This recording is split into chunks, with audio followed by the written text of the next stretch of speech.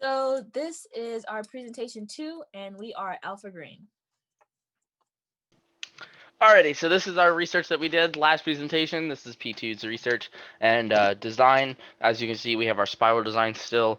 This one held around, I think it was 24 plants or something close to that. It was a really, really inefficient design, and the group was kind of wishy-washy on it. So we decided we were going to change things up with our newfound research.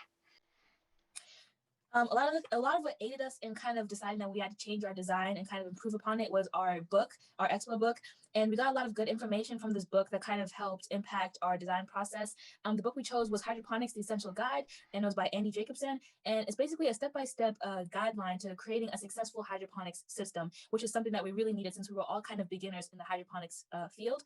Some of the biggest takeaways that we took were nutrient solutions, the importance of them, as well as the importance of choosing a hydroponics medium, which we'll talk about later, as well as we got a good explanation of hydroponics and kind of the whole steps of it.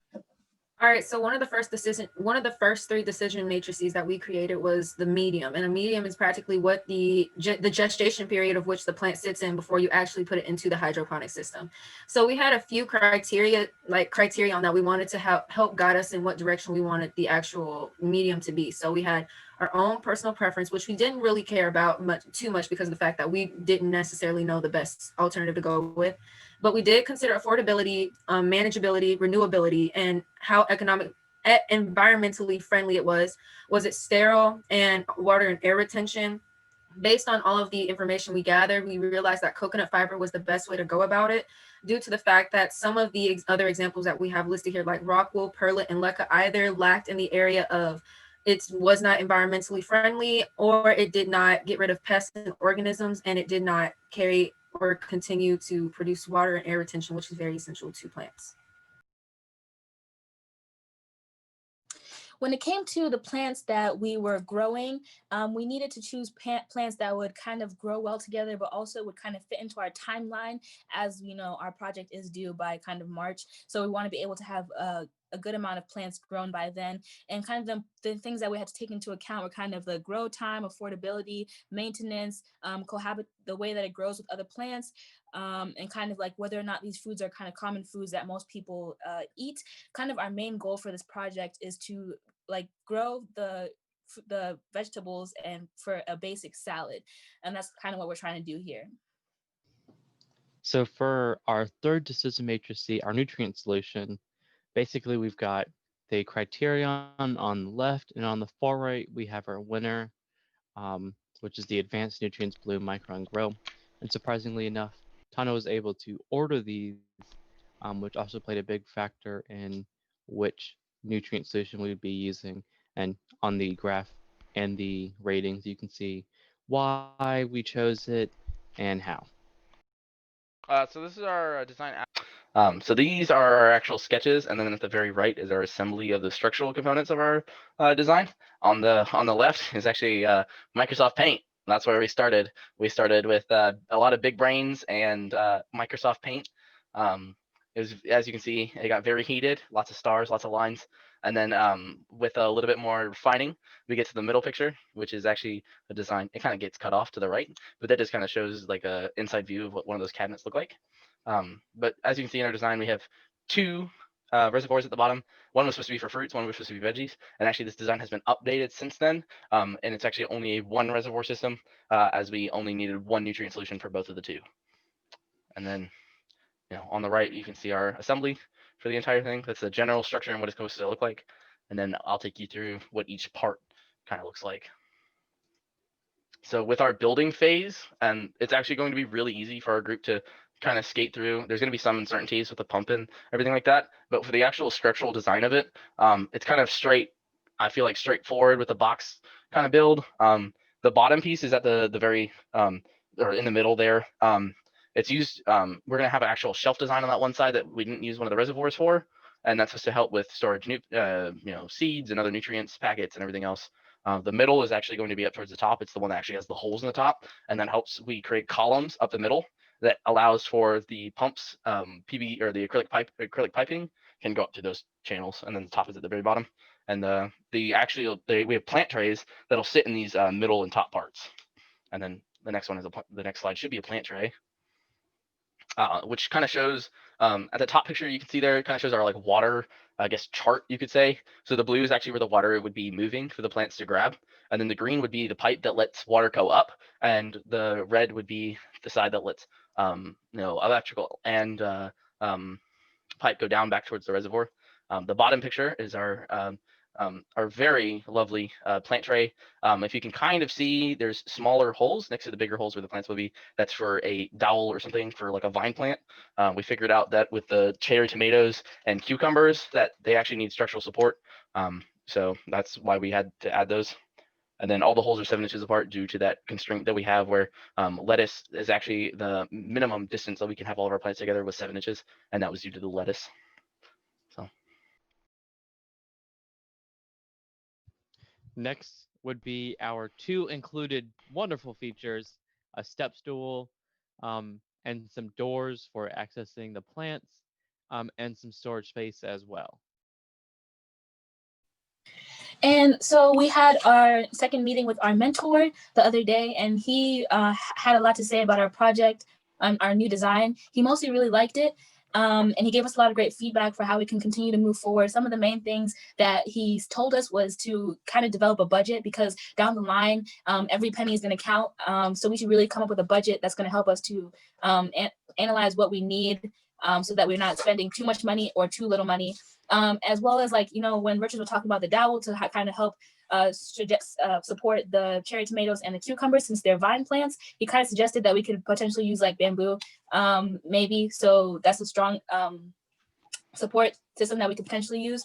As well as he kind of emphasized the importance of regulating the pH, as the pH as the nutrient solution that we choose could very well impact that. And that was part of our decision matrix when we were coming up with which nutrient solution to choose.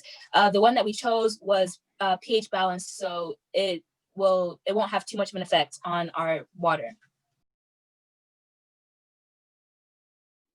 So basically, we don't have many laws or regulations that affect our hydroponic system.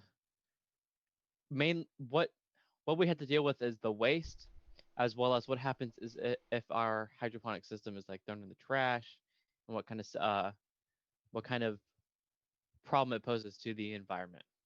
All right, so I wanted to make sure that we had in here the correlation between the design process and the STEM principles. So the way I labeled it on the top was all of the steps in the design process. I did take out share, because sharing is just our verbal interpretation and our verbal interpretation of the project. But below, I did label for each step of the design process the correlation or STEM principle that went with it. So specifically describe, I felt as though science in our case was the more foundational concept, due to the fact that we wanted to find figure out a health boundary that society has within the affordability aspect of having people eat healthy foods. And some examples that we considered were the biology and chemistry aspect, in the sense of we need to be considerate of people's bodies and the chemistry makeup of their bodies and the impact of healthy foods. Then we have engineering with the brainstorming and create aspect of the design process. I did want to make sure that there was the plausibility and the machinery that we needed to make sure that this hydroponic was able to come to life. And honestly, all aspects of engineering can impact that. In the development stage of the design process, you have technology and math. More technology, well, both actually, because due to the fact that we had to calculate certain things to make sure that we had enough of a certain product such that we could do it. And on the engineering technical side, we need to get the engineering insight such that we got the necessary tools. As Tando mentioned earlier, as our mentor said, bamboo sticks was a good option. And of course, we labeled it as tools that we need to build, and then tools for monitoring the actual system itself. And so those would range based on what we need or didn't need. And then in the create, which is in this case the last step, we used some math, not really much. As far as it went with math, it was just surface area to calculate how much wood we actually needed for our project. No technical math was technically necessary. And of course, we have the prototyping situation to make sure that we had enough space for everything, in the sense of fruits and vegetables, and make sure they have enough space to grow so there's no overlapping.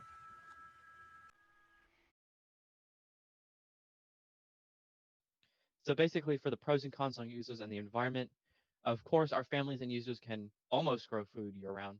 And of course, we're planning to make the system smart and self-automated. But some of the cons to that is a high startup cost, as well as, of course, due to growth times, you can't continuously grow food constantly all year round. And for the environment, there aren't many like negative impacts, since it's an enclosed environment and it won't really affect the surrounding ecosystem. But because it's going to be made out of plastic and recyclable materials, if you were to throw it away, of course, it becomes trash, and you just have plastic in the environment. So for our product cycle, the design is what we've already done. Manufacturing is going to be really easy. For if we were going in a high scale thing, it'd really just need a lot of wood and plastic for the build, and the germination of plants would also go for manufacturing. Distribution would be our marketing would be through website, and the distribution would just be really easy. It'd be targeted towards fresh food growers, and then consumers or customers would be the people that the only maintenance that they would actually have to do with their product is harvesting and maintaining nutrient levels. And then at the end of life, we would try to recycle as many materials as we could from the product, and that could be used for future manufacturing. So some things that we won't be able to do, and that what we would like to do is figure out a way to automate the supplement of nutrients, and we also want to figure out a way that we can make families have a sustainable system and not have that downtime between plant cycles. And our project viability, honestly, and just in a general sense, is just the constant collaboration. And when we constantly come in contact with our mentor, he will tell us improvements, yet he still reassures us that our idea is really well ahead of the game, but we need to make sure that we constantly are analyzing and finding the best ways that we can go about it. As for some of our audience feedback, we sent out a little bit.ly or on a Google form, and we got some really good feedback from the people who responded. Some of the things that people were saying were I didn't see anything negative about the product. I like how the website is structured and is direct with what y'all are trying to do, and is not a bunch of paragraphs. When I met when I okay. Give me a second. I'm just gonna start from the top. So scrap everything that I just said. Okay. As for the audience feedback, we got a lot of good feedback from the people who responded to our Google form.